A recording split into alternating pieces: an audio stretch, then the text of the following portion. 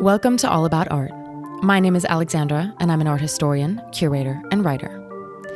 Within this podcast, topics relating to art history, cultural policy, the art sector, as well as a large range of other art-related topics will be covered. Conducting critical discussions, having entertaining exchanges, or just enjoying some relaxing chats, All About Art is where you'll find it all. Join me in exploring and developing cultural discourse. Welcome to another episode of All About Art. In this episode, I sat down with Emma Restall, consultant and marketing coordinator at DRAW Recruitment.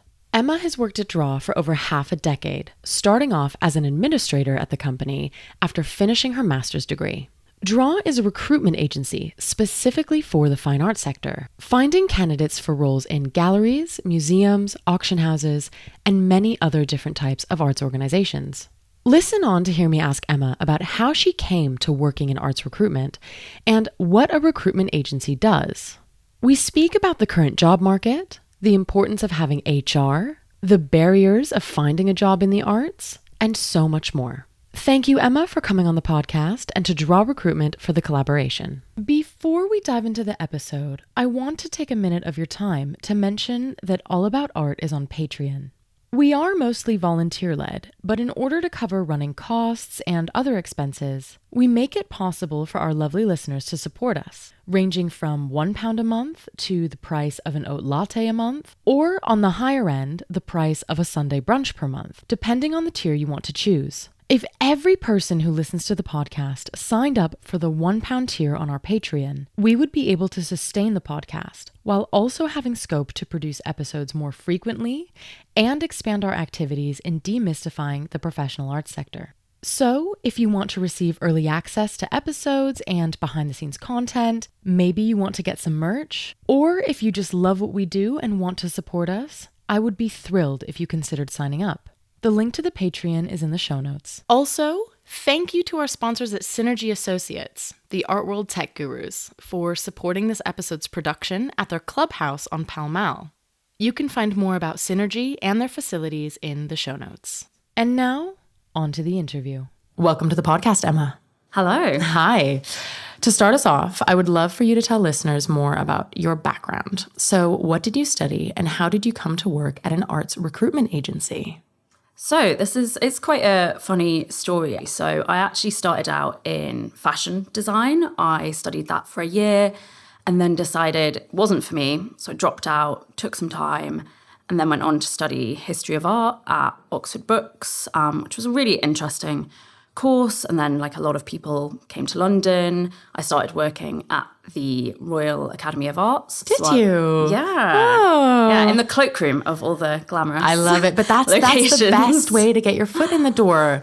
You know, I was on front desk and cloakroom at Sotheby's. I mean, yeah, you got to start somewhere. And you know what? You meet some amazing people. I can't think of the best person I met in the art world, but I met Jacqueline Wilson, the children's book author. Yeah. She's a delight. So that was great, and worked in the membership team, did a lot of kind of back office stuff as well. So switchboard, again, the glamour. Interned at a couple of galleries, did some volunteering in heritage organisations. I was just really trying to find my feet, and then studied an MA as well, part-time, which was research focused on collecting and the art market with the University of Buckingham. So kind of doing all the right things, but I still didn't really know what I actually wanted to do in the art world. Yeah. So I actually came to DRAW to see if they could help me as a candidate. I was like, please help me. I don't have much experience. And I went in and met with the director, Julia, and another colleague. And we had this it was a really interesting chat, but I thought it was a bit weird and I didn't really know why. I couldn't put my foot on it, and I left. And I got this email saying, oh, we were actually sort of interviewing you for a job. Oh. And I was like, oh, that's why it was a bit weird, because I thought it was going to be super informal and I would just be like, help me find a job in the art world. And then they said, would you like to come back and, formally interview for an administrator position? And at this point, I was pretty tired of the Royal Academy, to be honest. Being front of house is quite draining. Yeah. Yeah, exactly. Dealing with the general public. So I was like, yes, I'd love a Monday to Friday job that pays me. Wonderful. So I took that. And 6 years later, here I am, a fully fledged consultant. So what I do now is I work on job searches internationally at all levels pretty much. So everything from gallery assistant roles, gallery manager, sales assistants, PAs, EAs, working communications, and throughout the world. So mostly London-based, but Paris and also the US. I'm also DRAW's marketing coordinator, which keeps me busy. We're a small team of 7. So I do that. And the thing that I enjoy the most out of all these different things that I'm doing is also our partnerships. So we work a lot with universities and other organisations such as the Good Nugget to help young people work out what they might like to do in the art world and how to get there and really give them that support. So I do a lot of CV workshops and talks on that matter, which is great fun. Yeah. I mean, I am going to mention this again later on, but you did a CV workshop for the All About Art Careers conference that I put on in April. And so, thank you for taking the time to do that. And thanks to DRAW for not only sponsoring the event, but also, sponsoring your time and making sure that you can come and basically, contribute that to the day. It's so important. Yeah. And it's definitely going to come up later, I think. Yeah. So can you tell me what DRAW Recruitment does and how it fits into the arts and cultural ecosystem? Sure. So there are a couple of recruitment agencies in the art sector. We work with businesses internationally throughout the art, design, and luxury sectors to source staff. So this can be on a permanent, temporary, or fixed-term basis. In addition to recruitment services, we also offer clients HR consultancy. And I heard in last week's episode, Elle talk about the need for HR support in the workplace, particularly when you're a small business and unable to have a HR department. And this is, as we both know, somewhat lacking in the art world. Oh, yeah. I mean, I said that when I was speaking to Elle as well. For listeners who want a little bit more of an exact direction to which episode Emma is currently speaking of, it's with Elle Pennick, the founder and director of Guts Gallery. And they were talking about how they hire an external HR company to provide HR for their gallery. And that was something that they said is incredibly important. And this is also something that DRAW offers, which I didn't know. That was news to me when I found out. Exactly. I mean, recruitment is our focus, but our director, Julia, is CIPD qualified and has years of experience in advising clients on a broad range of HR matters. So typically a lot of businesses in the art sector are SMEs. So that's small or medium-sized. Yeah, businesses. That sounds like the art world. Yeah. And so we're quite often asked to help kind of owners and directors understand their obligations as employers. And often we can help with employment contracts, employee handbooks, employee relations, any issues that have come up. If you're a small business owner, you may be amazing at working with artists and curating shows and selling art, but you may not know how to handle something between your staff members. And that's I'm just sitting here nodding, yep. It happens often, Often? Yeah. I mean, it's almost an understatement, I must say. Exactly. So, Julia's really happy to help out where we can, and we can do this in a cost-effective way. So Julia would be happy to have an initial phone call with someone to work out what they might need or not. Right. And that would be free of charge. And then we can discuss how to move forward from that. Nice. That's really amazing. I love that. And I think that it's so important to as I said on the episode with Elle, it's so important. And I don't understand why more arts organizations don't do this. Exactly. I think, it contributes to the mental, and even physical well-being of your members of staff. Because if you suffer from burnout or, I think that some of the art world jobs, you hear it, there's so much pressure, there's so much anxiety, there's so many things that people don't do well. And I'm sorry, but just because you're really good at sales and you're a great sales director does not mean you're a good manager. And having to manage staff and look at their strengths and their personality traits and how they fit into different things, thinking about that is really, really important, and having guidance Definitely. Yeah. And in the long run as well, if the well-being of your staff and the environment that they're working in is super positive, you retain staff for longer. So you're saving costs by keeping staff on and building that long-term relationship, helping them grow as well. Because if you're in an organization for, say, like using myself as an example, 6 years. I was just going to say, DRAW is doing something right. No, completely, because I started out and I was just dealing with our database and our inquiries, and I've learned so much. DRAW have supported me on doing marketing courses, learning about SEOs, Google Ads, and they've been there the entire way, and they haven't had to hire another me yet. Fingers crossed it stays that way. Yet. That is a threat. No, I'm just kidding. Yeah. And so for anyone listening who's currently looking for a job and is wanting to use a recruiter, I just want to note that, and this is based off of a conversation that you and I had last week, but it is illegal to charge for job seeking services. So if anyone is asking you to pay for their services, that is a big, bright red flag. But Emma, can you delve into the recruitment agency's business model a bit? Where, can you tell me a bit more about how DRAW makes its money and how that whole thing works? For sure. And I think if you're not familiar with how recruitment works, it can be a bit baffling from the outside. And I've heard from candidates that initially they might be a bit off-put just because they don't understand how a recruitment agency works. And following on from your point, I did actually Google to confirm, and gov.uk says, recruitment agencies cannot charge you a fee for finding or trying to find you work. So that's really important to know, particularly for junior candidates. However, they can charge you for certain services. So maybe that's CV checking, training, things like that. However, I would say any good recruiter will look over your CV, give you advice, and tell you where to go, and they won't charge you. Yeah, similar to how you did with me. And I revamped my entire CV, and now it doesn't look as bad as it once did. Yeah, and it's, everyone has a different opinion on CVs, but we do spend our days looking through them and sending them to clients, so we have a good idea. However, that's slightly off track. So the business model of DRAW is that our fee comes from the employer. So the person searching for a staff member, we work on a contingency basis. So that means there's no retainer. So we invoice the client when a candidate starts the job. So there's no fee to pay unless you successfully hire someone that DRAW has introduced. When we charge that fee on the first day of the candidate's employment, that is based on their annual salary.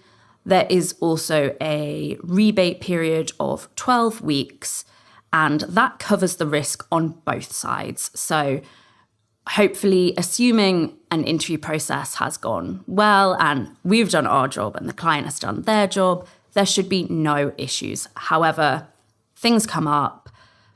Sometimes things happen out of our control. I think my funniest one, I'm not sure if that's the right way to describe it, was a candidate started a role and then unfortunately was headhunted for an amazing position back in their home country. And you just can't predict that. Yeah, I had that happen. I was in a job for 2 months and I got headhunted. Yeah. And I was like, I'm really sorry. And my employer was so amazing. And they were like, this is a great opportunity. You should go for it. And completely. I was like, okay. I know. And they were contacted directly by the company as well. So it wasn't even another recruiter. Yeah.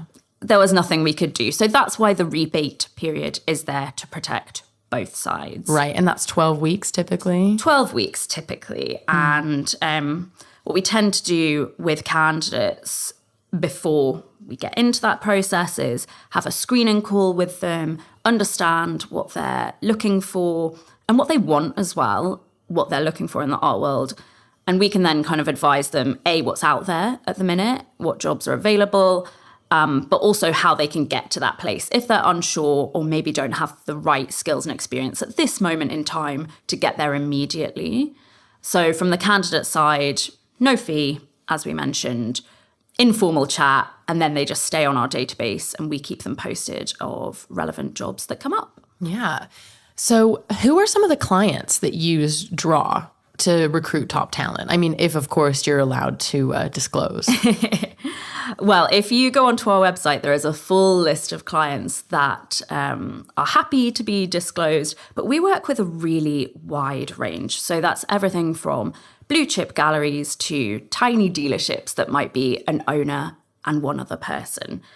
And that includes the auction houses, so large international auction houses. But we also work with some really interesting regional auction houses as well throughout the UK, which I think when junior candidates are initially looking for jobs, they maybe don't know that there are some really good opportunities outside of London where they can gain some really good experience. There's amazing institutions as well based all over. So you don't need to come to London to build up that experience. You might want to, that's fine. We love London, but there's a lot of good opportunity out there. So auction houses and galleries are kind of our bread and butter. But aside from that, we work with a really wide range of businesses. So art service providers, that could be fine art shippers, art technologies, communications agencies. We also work with advisories, not-for-profits, luxury brands. We've worked with some really cool jewellery brands, actually, which is quite fun because it's a bit different. Wow, yeah. Yeah. Particularly for me, because I do a lot of gallery-focused work. So it's quite nice to have a little fun bit of a client. switch up. Yeah. We also work with, private individuals who might be doing philanthropic work or have their own collections. So they require art world staff. So there's a lot of different things out there, which I think we'll probably repeat ourselves on this. I just don't think junior candidates are aware of. I wasn't. I didn't have a clue. Yeah, neither did I. No. Neither did I. No. Yeah, and you look at our website and you think, oh, wow, so they work with artist studios, they work with shippers, we need finance people. Finance is really important to the art world. There's so many different things you could do. Yeah, yeah. And speaking from, well, maybe I shouldn't say speaking from personal experience, but thinking about what I've heard as well, when it comes to people wanting to, jump right in and start in a big auction house or a big gallery, that's really great. And you have a really strong name on your CV. Sure. Awesome.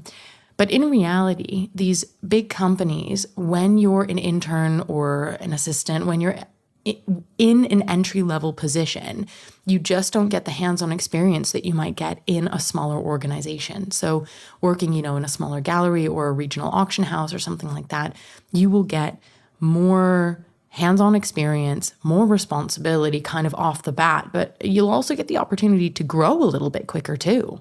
100%. And particularly, we see this a lot with the regional auction houses. There's some great talent out there, and they may be working for an auction house that maybe has 50 to 100 members of staff. But the things that they're doing, whatever their job title is, everyone gets stuck in on sale day. So they might get to handle objects, but they may also have done research. They've catalogued. They might even have helped with photography at one point, which is a very specialist skill. I'm not taking that away from the photographers.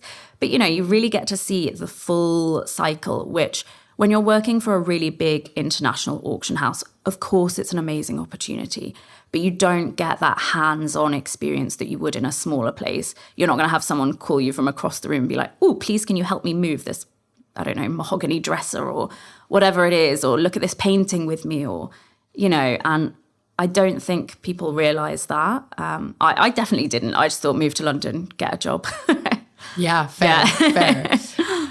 As someone who sees the job market from a really unique perspective, because you're kind of, from the inside, I would love to hear your analysis of the current circumstances of employment, post-pandemic, post-recession, with the recent elections, Yikes.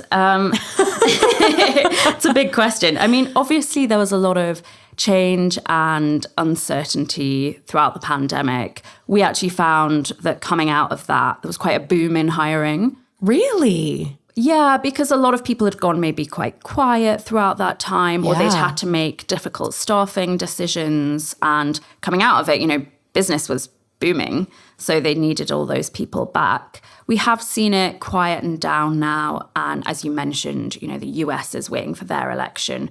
We've just had ours, which is very exciting. And the market is quiet right now.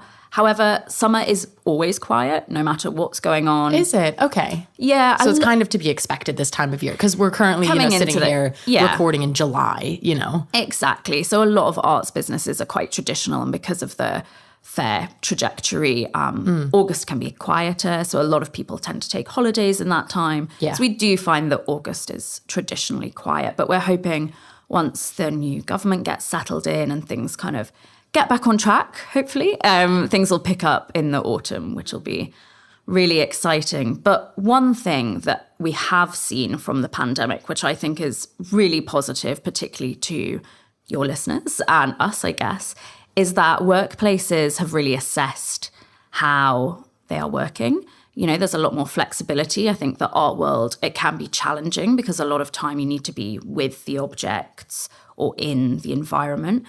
But we have seen since the pandemic that a lot of places have tried to embrace flexibility as much as possible, because some jobs you can't do from home. If you're a cataloger, you can't take those things home. I wish. Exactly. But we've seen a lot more of that, and also people assessing what their work environments are like. And we touched on this when we were discussing HR, but I think the pandemic made a lot of people see how an environment might be perceived from the outside world. And I've seen a lot of positive changes in a lot of spaces, and, a lot more positive feedback from spaces that might have been a bit challenging before. Yeah. Well, that's really, really good. I'm really happy to hear that. It is quite difficult still to get a job in the arts and cultural sector. I mean, to a certain extent, I think that it's a mixture of a certain amount of underfunding from the government. Thanks, Tories, goodbye. And then there's also an aspect of people just not knowing where to look. Like, part of why I started this podcast is because I had no clue what was out there. And this is why I'm so excited to, have been working with DRAW for a bit with the conference, but also having you on the podcast, because it's so important to demystify that. And having someone who works at an arts recruitment agency is one of the best ways to do that, because it's so difficult to not only get a job, but also just understand the process of getting a job in the arts. Yeah. But so as we're talking about how it can be difficult in the cultural sector in terms of, finding a job, what are some barriers in the art world that you think that we can do better at breaking down? Well, I mean, this is a huge topic in itself, and I think you could probably do an episode about that on its own. But some immediate thoughts are the difficulty in gaining art world experience. And again, we've touched on working in regional environments, but if you've grown up outside of London and you might not have opportunities on your doorstep, you might not have had specific art world experience. And you talk about it a lot on the podcast, but unpaid internships are a big issue, as they really exclude those who don't have financial support. Yeah. Again, I think since the pandemic, we have seen a lot of those disappear, which is really good. A lot of internships are now paid. And if you're adding any value to an organization, you should always be paid for it. Otherwise, it's just shadowing. Yeah. So it's just work experience, shadowing. Exactly. I mean, and shadowing is not, shadowing is also something positive, but let's call it as it is, right? Exactly. It's shadowing. Yeah. I remember one of my internships, on the ad for the internship, it said, we will never ask you to make tea or coffee. It sounded super positive, and I was really naive, and they only paid lunch and travel expenses, which was hilarious. So I'd get a great lunch every day, and I thought, okay, this is fine. But the best bit was on my second day, I had to get coffee for 8 people having a meeting. And, I was running back across the street holding these 8 coffees thinking, I better have a really good lunch today. And also at the time, I was still working full time. So that was my weekend, getting the coffee. God. I mean, at least, I had an internship. It was an unpaid internship, but travel and lunch were paid. And it was actually just up the road. But they gave me so much experience and training. So at least they pulled me into meetings, and they were like, this is how we think about selling an artwork. And so at least there was that. See, that's great. But I was sat on the front desk. Which is great, but someone should have been paid to do that job. And I did it amazingly, because I thought, I have to do my best at this. I was, so lovely, spoke to everyone, did the social media. Anyway, I digress. The point is, all experience is good. Like, don't be shy. Call them out. No, I'm just kidding. We don't do that. No names. Maybe privately, but not on the pod. But even if you're somewhere where you can't gain gallery experience, any work experience is good experience, particularly if you're dealing with people. So whether that's in a hospitality role or in Tesco or whatever it is, that's great. And another thing that I always chat about with my candidates is volunteering, which we just sort of mentioned. But things like London Gallery Weekend or Mayfair Art Weekend, they always need volunteers. And not only is it a great way to gain some experience, but not taking up too much time, it's amazing networking. Yeah. Yeah, you meet loads of interesting people. You see cool spaces that you might not have known. On the most recent London Gallery Weekend, I went on one of the South London tours, and it was led by these fabulous students. They were so knowledgeable, so interesting. And also I went places I'd never been before, and I just thought, wow, what an opportunity for them. Yeah. And it's really good if they, if they also take those opportunities to meet people, take their names, get in touch afterwards. Like, this is like soaking that all up. It's the best. Yeah. Even on my tour, there was a gallery manager, myself, there was a couple of artists, but even just chatting to those people in an informal environment. Like, amazing. Yeah, that is something that I want to continue to do. Thinking about supporting people in knowing how to network and also kind of learning how to have conversations, because sometimes even if it's an informal environment, you kind of feel like you're not really 100% sure how to navigate it. And so, how to ask questions, how to go up to someone, how to start a conversation without saying, can you give me a job? Like, that's not really the most appropriate thing to do just off the bat, you know what I mean? But so it's those kind of soft skills as well that are important to talk about. Definitely. And this is something that comes up a lot when I'm talking to university students, and, whoever's organizing it will always say, can you talk to the students about networking? And I think it's really interesting because despite the fact that my job is 85% talking to people all day long, I hate networking. What? I know. I hate walking into a room full of people and thinking, goodness, I'm going to have to chat to them. Are you kidding me? You're so good at it. Well, people always seem really surprised, but I absolutely hate it. That moment when you're kind of walking up to an opening or an event and you're like, oh, I'm going to have to walk in the door and talk to people. I hate it. But that's how you and I met face to face. Completely. But what I always say is, you just have to do it. Yeah. Giddy up, cowboy. You know what? Get into that opening. Literally. And if you're by yourself, there will be someone else by themselves. And that's how I do it. I target the people by themselves. Because if I'm alone, I would love for someone to come over and chat to me. Yeah. So I find someone else who's by themselves and, start a conversation. And I remember, I was really quite young and I was at this opening, sweating, stood in a corner with a drink, and started chatting with this lovely lady. And it turned out she was a senior curator at an institution that we all know and love. And I was like, wow. Well, there you go. Hello. I know. Superstar. Thank you for gracing me with your presence. Literally, but she was obviously lovely and normal. Yeah, of course. And I connected with her on LinkedIn afterwards. And I was like, okay, you've done some networking. Yeah. But that's the thing is that when you said, she was obviously normal, we all are just some people, and I honestly, it is one of the most beautiful feelings if someone comes up to me and says, are you Alexandra? Do you run the podcast? And I'm like, yeah. And then, we get to chatting. It is one of the best feelings. And I'm literally just like a child inside, jumping up and down, oh my God, someone appreciates the work that I do. It's not like I'm like, I run the All About Art podcast. You know what I mean?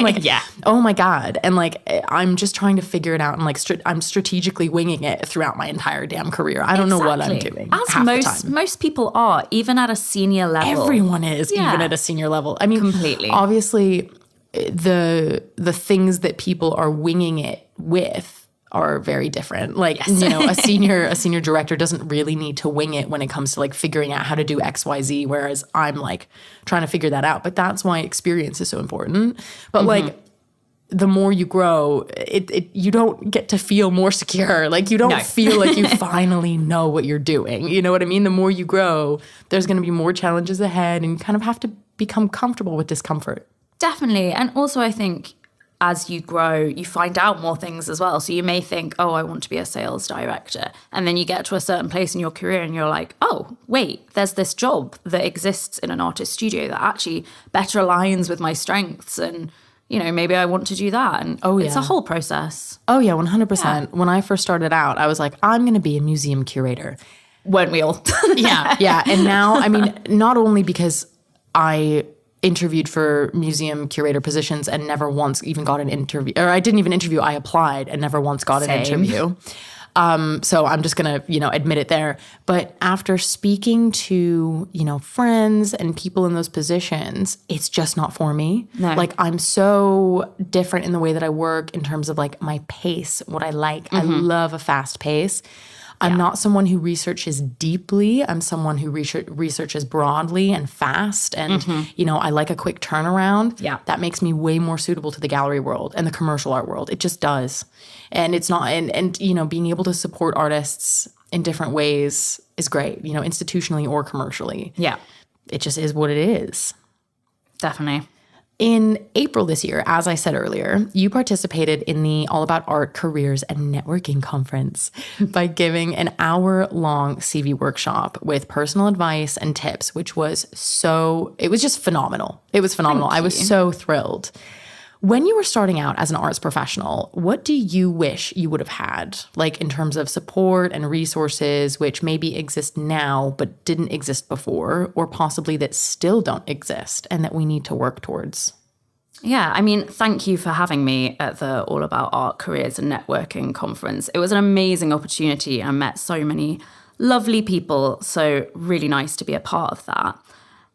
As I mentioned, when I moved to London, I had no real clue about what I wanted to do, but also how the commercial art world worked. My university course was great academically, but the only career options that were mentioned were either being a specialist in an auction house or a curator. So I thought, I'll be a curator. Easy, done. How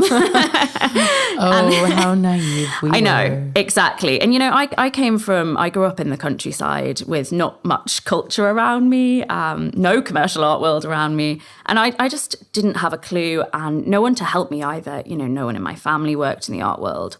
So I thought, I'll work at the Royal Academy of Arts and then I will be a curator and everything will be fine. And there was no one at the time. I think there were recruiters around, but not so obvious as they are now. And I know I'm biased, but recruiters are a great asset to candidates, particularly when you're junior and you're not really sure. I really wish I had that external support when I started out. And that's why we try and talk to as many junior candidates as possible. I mean, if we're super busy, obviously we can't talk to everyone, but we really do try and prioritize that. Just because I think that if I had 20 minutes talking to a recruiter, it would have really shaped my career in maybe a different way, maybe not, but just to have someone who knows what they're talking about and could say, oh, Emma, don't put that pink line on your CV. That's not cool, or like things like that, where I just kind of thought, oh, that's what I need to do to stand out. And, I didn't have a pink clue. line on your CV? I did. It was horrible. Oh, girl. Obviously removed it. Oh, girl. I mean, but we work in the arts, right? Maybe someone will get it and think like, ooh, creative?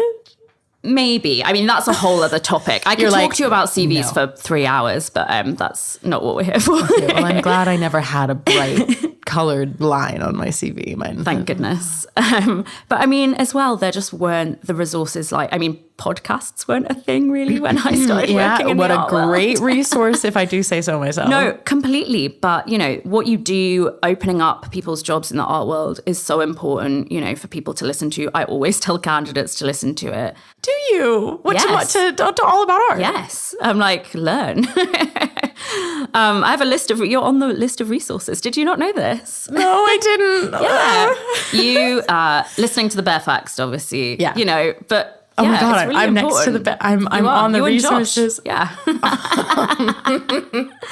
But I feel really sorry. I feel really chuffed at that right now. No, but these, the events that you put on make such a difference to people. When I started out, there was Marguerite, which no longer exists, but that was the only kind of membership organization that was supporting young people in the art world.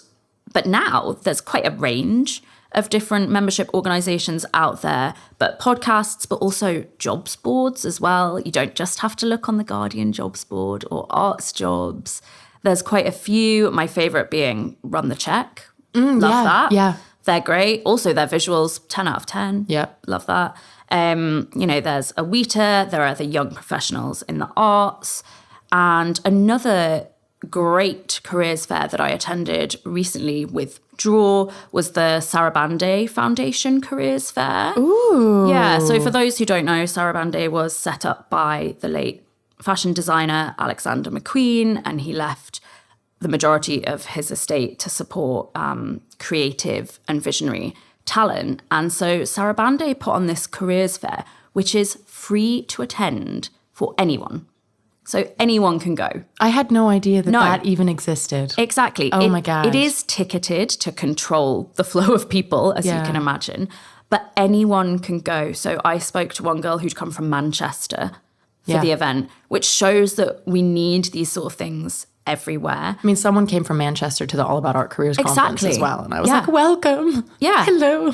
And so at the Sarabande Careers Fair, there were people from staff from Tate, from Christie's. Obviously, they had a strong fashion presence. So there was staff from Stella McCartney, obviously McQueen. But that was free for anyone. And I just think that's amazing and does need to be talked about, because we all need to kind of work together to open up the art and design world and, share these things. Yeah. That sounds amazing. Yeah, it's really, really cool. But at the end of the day, unfortunately, no matter how hard we all work to do this and kind of put on these events, it is the businesses themselves that need to make that change and open up and make themselves more accessible. Yeah, 100%. 100%. It shouldn't always be on the employee to, for example, like circling back to HR, it's like it shouldn't always be on the employee to advocate for themselves. Like the employer should be taking responsibility and making sure that they're advocating for their employee. Like it shouldn't be just like